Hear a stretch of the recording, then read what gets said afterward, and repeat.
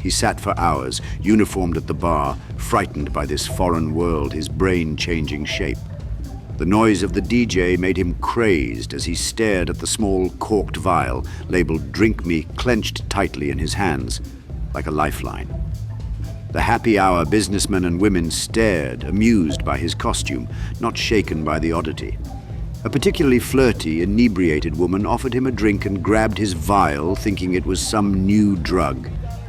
She drank most of it before he could snatch it back. Only a few drops remained when he held it up to the light.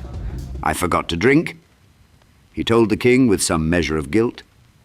The queen was bored, ready to be done with him, and returned to the buffet.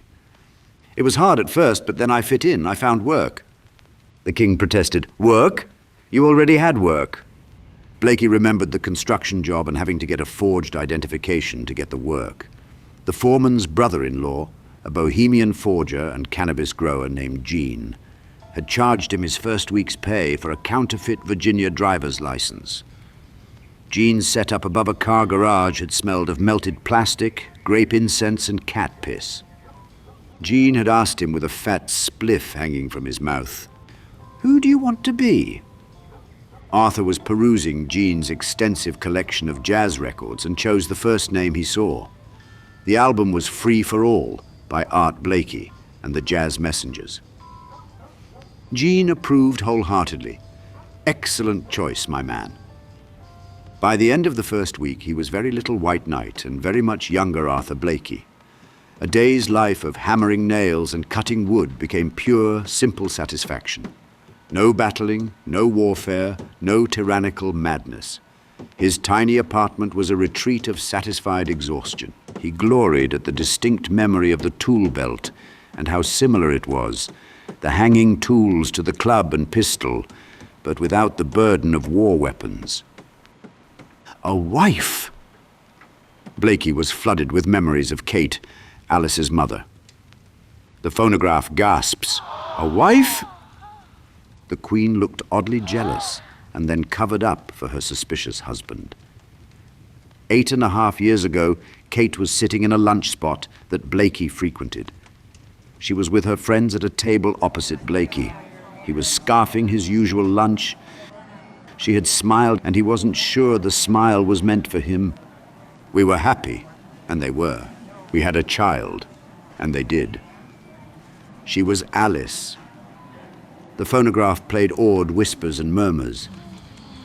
Blakey remembered decorating the baby room, finishing the setup, putting his arm around pregnant Kate, and admiring their work together. She had made him shave the mustache, and by then he looked nothing like, nor remembered anything of the White Knight. I love her more than anything in this or any world, which is why when I finally remembered, Blakey had been in his garage, putting together a bike for Alice, when he went to his workbench for a tool. The vial had been in the workbench cabinet. He found it peeking out from behind recycled baby food jars of nails and bolts. It was as if someone else had hidden it there. A single sip remained, the viscous black liquid oozing ever so slowly toward the opening and his poised finger. It smelled like licorice candy. A taste was all it took after all, since it was labeled "Drink Me." Racked instantly with a world full of painful realizations. He found his monkey skull trench club he had hidden and then forgotten in a stack of scrap wood and rushed to the Smithsonian Museum, waiting until he was alone in the exhibit before stepping beyond the ropes. "On permanent loan from the Victoria and Albert Museum," read the plaque on the wall underneath the Holton mirror. It accepted his finger without sound nor effect. It was simply as if there were no glass. The reflection was instead a duplicate room with another Blakey inside. This Blakey was an old man in black uniform and armor. Checking again for witnesses, he removed his trench club and smashed the reflection. "I destroyed the mirror the way in. I didn't want to come back, and I didn't want you coming for any children." They had arrested him for it. Lusk was in his head again, same aloof grin on his face even back then, amused by lunatic ravings as they took Blakey away. "But you found a new way in." Blakey realized. The king raised his chin. Of course, we are not fools. We know all of this, and we are willing to overlook your insubordination, but you are trying our patience. And you took her, your Jabberwock. When he uttered their formal, true name, Blakey realized what the shapes had always been. They came and took her. I thought she was dead. I spent more than a year in misery looking for her. Do you know what misery is? Blakey's anger mushroomed when he pointed to the king. I'm the king. I do not have to. He sounded offended. Blakey raged at him, growling, Horrible! The worst thing! And all those children have parents like me. And then it occurred to him, my mother, oh God, mother. Blakey remembered her too, standing at the kitchen window. Out back playing, he had felt her watching, and when he turned back to check, she smiled lovingly at him. The feeling of security had electrified him, warming his spine and giving him goose flesh as he ran through the yard with the family dog. His memory of her was very limited. It happened so long ago he couldn't even figure out how old he actually was. It's the same for them all. You have to let them go. Where is she? Where is my Alice? Blakey was teary-eyed and his face flushed with anger. His wrinkles faded one by one. Nonsense. The Queen puckered, quite displeased. Blakey then lunged for the king and actually throttled him for a moment. The two heart guards struggled to pull Blakey off as both toppled to the floor. One of them had to bash Blakey with the butt of his rifle. The phonograph was a rustling of offended astonishment. The Queen helped her husband to his feet and regain his composure. The king waved for silence as the Queen went to a rule book, a mighty tome resting on a podium. She began, Book 30, Chapter 4, Section 121, Rule 89. The many other thick volumes were bowing the shelf behind her. Blakey cut her off. Screw your Rule 89. The Queen huffed and stepped back, stunned. Straightening himself and his sash, the king hissed at Blakey with ferocious venom. Do you not remember? We are at war. In war, everything's excessive. We are being forgotten, I remind you. Children keep Wonderland alive. Parental distress is of no concern. You do well to forget your family. His eyes then twinkled with malevolence. The king approached, leaning in with a forceful posture. In fact, I order you to do so at once. For a moment, Blakey did forget, as simple as following orders, but he fought it. I won't. The king was surprised and deferred to his queen. She posed, it would be easier without his head. Blakey pleaded, keeping children against their will, it poisons everything. It always has, from the very beginning. Can't you see? The madness is because of it. Look around you.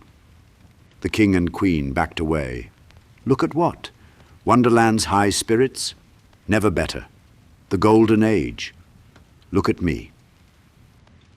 The king turned, smoothed his profile, and displayed the other side with a flourishing turn. The queen lustily bit her lip. I have executed 12 today, and with no nap. Have you honestly seen anything like it? The king switched to his decisive tone and lit a cigarette from a gold case. No, we won't give that up. I won't give that up. Blakey could feel himself slipping back into the numbness of the white night and pleaded again. Please, give her back. The king placed a sympathetic hand on Blakey's shoulder, blowing a puff of smoke in his face. Who was that again? Then it was too late. The smoke danced into his nostrils and his brain. Alice slipped from Blakey's head, and then Blakey slipped from the White Knight's head. The king did not wait for an answer. Dearest Defender, if they don't find Wonderland interesting anymore, then we must make it more interesting for them. Execute him. The queen sat back in her chair and fixed her dress with a hurt expression. The king hushed his blindly repetitive wife and placed his other hand on the White Knight's shoulder in a full embrace. Come now, that isn't necessary. Years of service, heroic and all. The phonograph agreed, followed by a scratchy, slightly warbled marching anthem.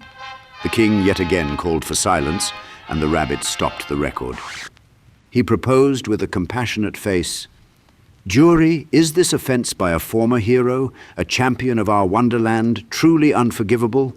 I implore you, remember his dossier, all he has done." The Queen enthusiastically goes to a 2-foot square tin coffer labeled jury box and opens the top, revealing rows of egg-sized mechanical tin faces. Some had blonde curls, a few had spectacles, and a couple even had handlebar mustaches. She wound its key and was about to switch it on when she remembered, sentence first, verdict afterwards. Quite right. The king nodded to the rabbit, and there was a pause. The king braced one elbow, a finger raised to his lips, aping deep deliberation. He looked the White Knight up and down, switched arms, and then finally offered with a shrug, "Off with his head?" The Queen then turned on the jury box and flipped the 2-sided slider towards guilty. A chorus of perfectly harmonized voices accompanied the clacking mechanical movements of the jury heads. Guilty. Guilty. The White Rabbit resumed the marching theme. The Queen nodded to the guards who pulled the White Knight away. "So sorry. You of course understand. Please don't be a stranger. Far too long. It has been a pleasure." The king smiled blankly and went to the Queen and lustily grabbed her. She hissed into his waiting mouth, "I love it when you're judicious.